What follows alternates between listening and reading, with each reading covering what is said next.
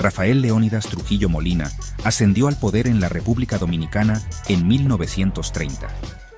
Él no se convirtió simplemente en un líder político, transformó la nación en su dominio personal. Su gobierno, conocido como la Era de Trujillo, duró 31 años. Durante este tiempo, estableció una de las dictaduras más absolutas y represivas en la historia de América Latina. Su control no se limitó a la esfera política. Trujillo entrelazó sistemáticamente sus finanzas personales con el tesoro del Estado. Veía a la República Dominicana no como un país para gobernar, sino como una vasta propiedad para explotar para su propio enriquecimiento y el de su familia y asociados cercanos. Esta visión moldeó cada aspecto de la vida dominicana, especialmente su estructura económica. El ascenso de Trujillo fue facilitado por la inestabilidad que siguió a la ocupación militar de los Estados Unidos. Él usó su posición como jefe de la Guardia Nacional, más tarde renombrada como el Ejército Nacional, para consolidar su poder. Una vez presidente, eliminó toda oposición política. Creó un culto a la personalidad que era omnipresente, con su imagen y nombre apareciendo en todo, desde edificios públicos hasta la moneda. Este control político absoluto fue la base esencial para sus empresas económicas. Sin ningún tipo de controles o equilibrios, podía promulgar leyes, otorgar concesiones y crear monopolios que servían directamente a sus intereses financieros. El Estado se convirtió en el instrumento principal para su acumulación personal de riqueza, difuminando las líneas entre la administración pública y la empresa privada. El modelo económico implementado por Trujillo puede describirse como un capitalismo monopolista patrocinado por el Estado, donde la figura más poderosa del Estado era también el principal capitalista. Antes de su régimen, la economía dominicana era en gran parte agraria y dependía en gran medida del capital extranjero, particularmente en la industria azucarera. Trujillo buscó cambiar esto, no por el bien de la soberanía nacional, sino para transferir el control de manos extranjeras a las suyas. Se embarcó en un proceso de industrialización y modernización. Sin embargo, este desarrollo fue meticulosamente diseñado para beneficiar a un círculo muy pequeño de individuos, con el generalísimo en su centro. Esto creó un sistema económico único donde el crecimiento y la represión eran dos caras de la misma moneda. Este ensayo explorará los mecanismos a través de los cuales Trujillo construyó su imperio económico. Examinaremos las industrias clave que controló, desde el azúcar y el cemento hasta la banca y la fabricación de armas. Analizaremos cómo él y su familia establecieron y gestionaron estas empresas, eliminando eficazmente toda competencia y suprimiendo cualquier forma de libertad económica para la población en general. La narrativa del proyecto económico de Trujillo es una profunda contradicción. Cuenta la historia de una nación que construyó infraestructura moderna y desarrolló nuevas industrias, pero lo hizo a costa de la libertad de sus ciudadanos y bajo la sombra de la codicia insaciable de un solo hombre. El legado de esta era continúa influyendo en el panorama económico de la República Dominicana hoy en día. La industria azucarera fue la columna vertebral tradicional de la economía dominicana mucho antes de que Trujillo llegara al poder. Sin embargo, estaba ampliamente dominada por intereses extranjeros, particularmente corporaciones estadounidenses. Trujillo vio esto como una excelente oportunidad para enriquecimiento personal. Sistemáticamente comenzó a adquirir ingenios azucareros, utilizando una combinación de presión política, intimidación y recursos estatales. Una de sus adquisiciones más significativas fue el ingenio azucarero Río Jaina, que construyó utilizando fondos estatales. Una vez terminado, se convirtió en el ingenio azucarero más grande y moderno del país, y por supuesto, era de su propiedad personal. Este proceso se repitió en todas las regiones productoras de azúcar del país. El control de Trujillo sobre la industria azucarera era absoluto. No solo era dueño de los ingenios, sino que también controlaba la tierra, la mano de obra y las redes de transporte. Mediante legislación, podía fijar precios, dictar cuotas de producción y gestionar las exportaciones de manera que maximizara sus ganancias. Los agricultores a menudo se veían obligados a vender su caña de azúcar a sus ingenios a precios que él determinaba. Aquellos que se resistían enfrentaban graves consecuencias. El poder del Estado se utilizó para hacer cumplir la voluntad económica del dictador. Esto le permitió consolidar su dominio sobre el producto de exportación más valioso del país, transformando un recurso nacional en una fuente personal de inmensa riqueza, que fluía directamente a sus cuentas bancarias privadas. La familia del dictador jugó un papel crucial en la gestión de este vasto imperio azucarero. Sus hermanos, hijos y otros parientes fueron colocados en puestos clave dentro de la industria. Gestionaban las operaciones diarias de los ingenios y las plantaciones, asegurando que las ganancias fueran para el clan Trujillo. Este nepotismo fue un sello distintivo de su régimen, extendiendo su control a través de una red de familiares leales que se beneficiaban directamente del sistema. Toda la estructura fue diseñada para servir a un propósito: el engrandecimiento financiero de la familia Trujillo. El interés nacional era secundario a los objetivos financieros personales del dictador y su círculo íntimo. El impacto en el pueblo dominicano fue profundo. Si bien la industria azucarera se expandió y la producción aumentó, la riqueza generada no llegó a los trabajadores ni a la población en general. Los trabajadores de las plantaciones de azúcar, muchos de los cuales eran inmigrantes haitianos que trabajaban en condiciones brutales, recibían salarios míseros. Los agricultores dominicanos perdieron sus tierras y su autonomía económica. La principal fuente de divisas de la nación fue efectivamente privatizada por un solo hombre. El crecimiento en la producción de azúcar, que en el papel parecía progreso nacional, fue en realidad la expansión de la fortuna personal de Trujillo a expensas del bienestar económico y la libertad de su pueblo. Otra piedra angular del imperio económico de Trujillo fue la industria del cemento. En 1947 se estableció la fábrica Cementos Dominicanos. Superficialmente, esto fue un paso significativo hacia la industrialización nacional y la autosuficiencia. El país necesitaba cemento para construir las carreteras, puentes, puertos y edificios públicos que formaban parte del ambicioso programa de modernización de Trujillo. La fábrica fue presentada al público como un símbolo de progreso nacional, un testimonio del compromiso del régimen con la construcción de una República Dominicana moderna. El eslogan "Trujillo construye" se veía por todas partes, y esta fábrica era la fuente literal del material utilizado para esa construcción.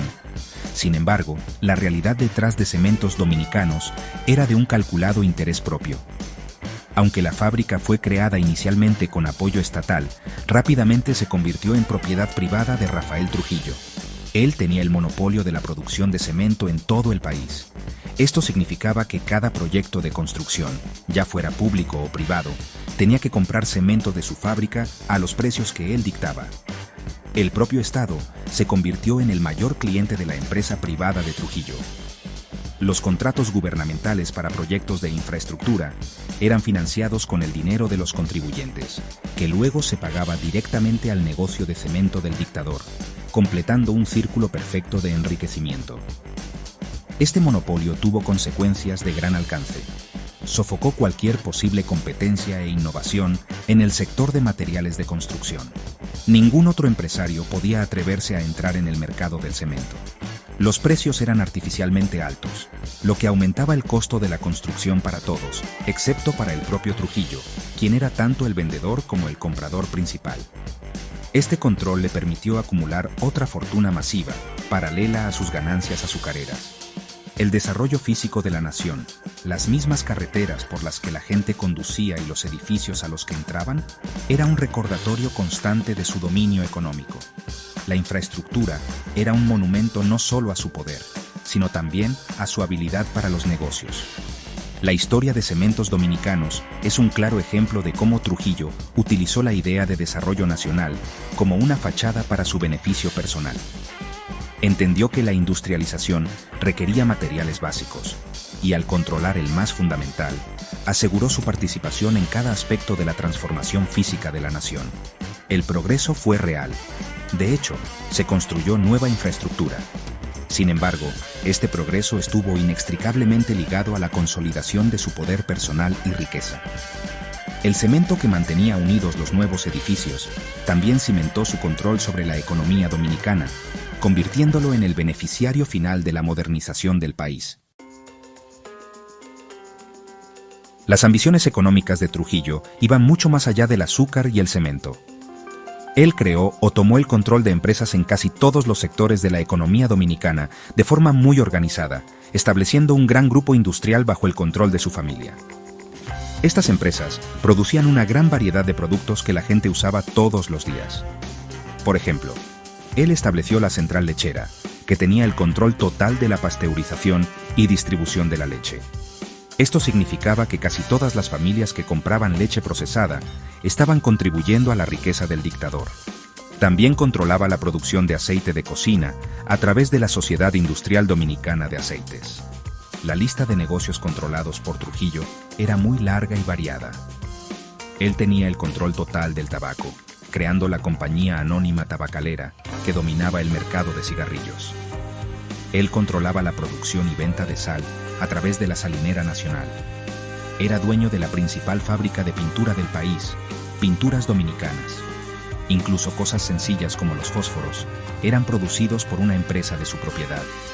Su control se extendía a la producción de alcohol, con su familia siendo dueña de las principales destilerías. Este control total sobre la fabricación significaba que era casi imposible para un ciudadano dominicano pasar un día sin comprar un producto que enriqueciera a la familia Trujillo. Esta red de monopolios se estableció usando las mismas estrategias que en las industrias del azúcar y el cemento: leyes del Estado, intimidación y eliminando a cualquier posible rival. Los dueños de pequeños negocios y emprendedores que intentaban competir en estos sectores eran obligados a vender sus negocios a Trujillo a un precio bajo o eran llevados a la bancarrota por leyes injustas. El sistema del Estado, incluyendo el sistema legal y la policía, se usaba para hacer cumplir estos monopolios. El mensaje era claro: no había espacio para la competencia económica en la República Dominicana de Trujillo. El único empresario exitoso era el propio dictador. El efecto de este gran monopolio fue el ahogo total de la empresa privada y la libertad económica. Una verdadera clase de emprendedores no pudo crecer. La economía dominicana se convirtió en un sistema cerrado, manejado para el beneficio de una sola familia. Aunque se construyeron nuevas fábricas y el país comenzó a producir bienes que antes se importaban, esta industrialización no llevó a un mercado dinámico o competitivo. En cambio, creó una economía rígida y controlada donde los precios eran altos, las opciones eran limitadas y la innovación era suprimida. El progreso fue vacío, ya que se construyó sobre el sometimiento económico de toda la población. Para completar su control sobre la economía dominicana, Rafael Trujillo sabía que tenía que dominar el sector financiero. Un imperio industrial de su escala requería un flujo constante de capital, y él se aseguró de ser quien dirigiera ese flujo. En 1941 estableció el Banco de Reservas de la República Dominicana. Este banco fue creado para actuar como el banco comercial oficial del Estado, asumiendo funciones que antes eran manejadas por bancos extranjeros. Fue presentado como un gran paso hacia la soberanía financiera de la nación. El banco se convirtió en el depositario principal de los fondos del gobierno y fue responsable de una gran parte de los préstamos comerciales del país. Aunque el Banco de Reservas era nominalmente una institución estatal, en la práctica, operaba como el instrumento financiero personal de Trujillo. Le proporcionaba a él y a su red de empresas un acceso preferencial al crédito, a menudo en términos que ningún negocio independiente podría obtener. Utilizó los recursos del banco para financiar la adquisición de nuevos negocios y la expansión de sus monopolios existentes. Esto le dio una ventaja insuperable sobre cualquier competidor potencial. Si un empresario privado necesitaba un préstamo para iniciar o hacer crecer un negocio, tendría que pasar por un sistema bancario que, en última instancia, estaba controlado por su mayor rival potencial, el propio Trujillo. Además, Trujillo expandió su influencia financiera, adquiriendo participaciones significativas en otras instituciones financieras. Se convirtió en un accionista importante en el Banco Agrícola y Pecuario, que controlaba el crédito para el sector agrícola, e incluso tuvo influencia sobre el recién establecido Banco Central. Esto le permitió influir en la política monetaria, las tasas de interés y la disponibilidad de crédito en toda la economía. Al controlar los bancos, controlaba la esencia del comercio. Podía decidir quién recibía financiación y quién no, eligiendo efectivamente qué negocios prosperarían y cuáles fracasarían. Este poder, por supuesto, fue utilizado para favorecer sus propias empresas. Este control sobre el sistema financiero fue la pieza final del rompecabezas en su dictadura económica. Aseguró que sus monopolios industriales y agrícolas estuvieran bien financiados y protegidos de la competencia. También impidió la aparición de una clase económica independiente que pudiera desafiar su autoridad. El poder económico y el poder político a menudo están entrelazados, y Trujillo lo entendió perfectamente. Al dominar tanto los medios de producción como las fuentes de capital, creó un sistema de control total. La modernización del sector bancario, al igual que la industrialización, sirvió a un doble propósito. Trajo un grado de progreso al país mientras, al mismo tiempo, reforzaba el poder absoluto del dictador. Uno de los aspectos más singulares y reveladores del imperio industrial de Trujillo fue su incursión en la fabricación de armas. En la década de 1950, estableció una fábrica de armas en San Cristóbal, conocida como la Armería de San Cristóbal. Esta fábrica producía una variedad de equipo militar, incluyendo rifles, ametralladoras y morteros. Algunos de estos se basaban en diseños extranjeros, como la carabina Cristóbal, de fabricación dominicana. Esto fue, honestamente, un desarrollo inusual para una pequeña nación caribeña, y se presentó como un símbolo de fortaleza nacional y autosuficiencia. El régimen se jactaba de que la República Dominicana ahora podía equipar a sus propias fuerzas armadas sin depender de proveedores extranjeros. El propósito principal de la fábrica de armas, sin embargo, era solidificar el control de Trujillo sobre el poder. El ejército era el garante último de su régimen y al controlar la producción de sus armas, aseguró su lealtad y dependencia. No tenía que preocuparse por los embargos internacionales de armas, que eran una amenaza constante debido a los abusos de derechos humanos de su régimen. Podía equipar a su ejército, armada y fuerza aérea con armas fabricadas en una fábrica de su propiedad. Esto creó un ciclo autosostenible de represión. Su poder económico financiaba la fábrica de armas, y la fábrica de armas equipaba al ejército que protegía su poder político y económico. Más allá de su propósito doméstico, la fábrica de armas también se convirtió en una fuente de ingresos y una herramienta de política exterior. Trujillo exportaba armas a otros países, particularmente a otros regímenes de derecha en América Latina. Esto le proporcionó un flujo adicional de ingresos y le permitió ejercer influencia más allá de las fronteras de su nación. La venta de armas era un negocio lucrativo, y como todos sus otros negocios, las ganancias fluían hacia él. La fábrica fue una clara demostración de cómo podía convertir un instrumento del poder estatal, el ejército, en una empresa comercial personal, difuminando las líneas entre la defensa nacional y el beneficio privado. La existencia de la Armería de San Cristóbal dice mucho sobre la naturaleza del régimen de Trujillo. No se trataba solo de acumular riqueza, se trataba de asegurar el poder por todos los medios posibles. La fábrica era un símbolo de su control total. No solo era dueño de las empresas que producían la comida y los materiales de construcción de la gente, sino también de la fábrica que producía las armas para mantenerlos a raya. Esta integración del poder industrial, económico y militar en un solo proyecto personalista fue la característica definitoria de sus 31 años de gobierno. Las armas forjadas en San Cristóbal no eran solo para la defensa nacional, eran las herramientas utilizadas para defender su imperio personal. El crecimiento industrial y la modernización que ocurrieron durante la era de Trujillo tuvieron un costo muy alto: la eliminación completa de la libertad económica para el pueblo dominicano. El sistema creado por el dictador fue, honestamente, la antítesis de un mercado libre.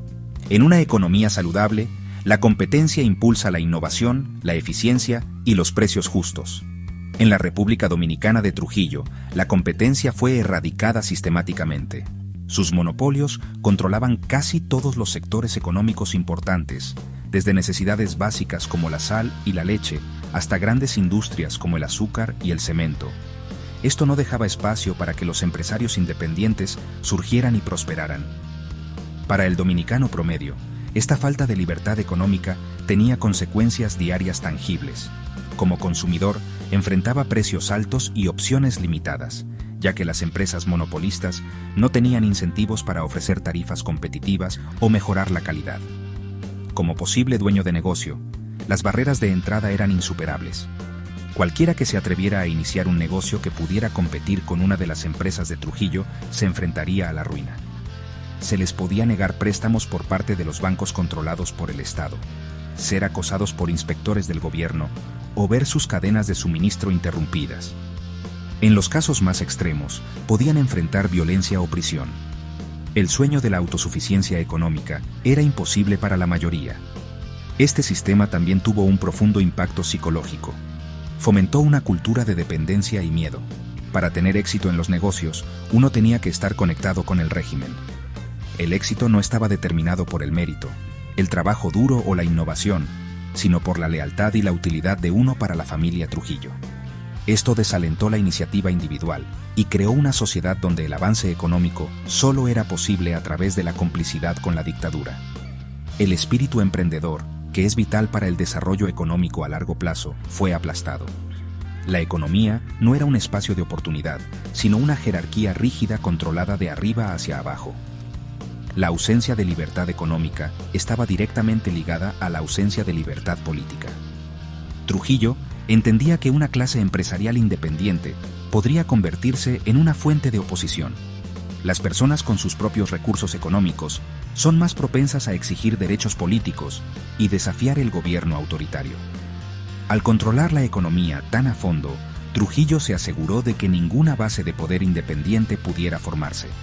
Su dictadura económica fue un componente necesario de su dictadura política. Las dos se reforzaban mutuamente. El pueblo dominicano estaba atrapado en un sistema donde no eran libres de hablar, no libres de votar y no libres de perseguir su propio destino económico. Evaluar el legado económico de la era de Trujillo presenta una paradoja significativa. Por un lado, es innegable que la República Dominicana experimentó un periodo de modernización e industrialización significativas bajo su gobierno. Pagó la deuda externa del país, una hazaña que fue celebrada como un gran logro nacional. Construyó carreteras, puentes, hospitales y escuelas. Estableció industrias que redujeron la dependencia del país de los bienes importados.